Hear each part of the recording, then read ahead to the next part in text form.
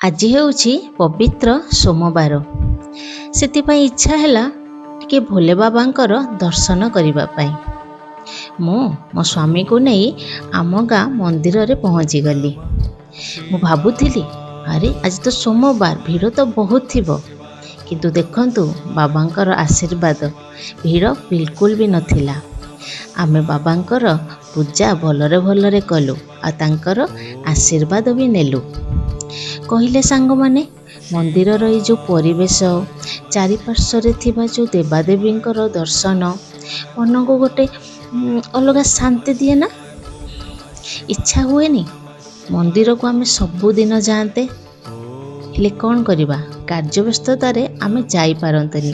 ଖାଲି ପୂଜା ପର୍ବାଣୀରେ ଆମେ ଦର୍ଶନ କରି ଯାଆନ୍ତି। ଆଚ୍ଛା ସାଙ୍ଗମାନେ, କହିଲେ ଦେଖି ଆମ ଗାଁର ଏଇ ସୁନ୍ଦର ମନ୍ଦିରଟି ଆପଣଙ୍କୁ କେମିତି ଲାଗିଲା? ରହୁଛି। ଓମ୍ ନମଃ ଶିବାୟ।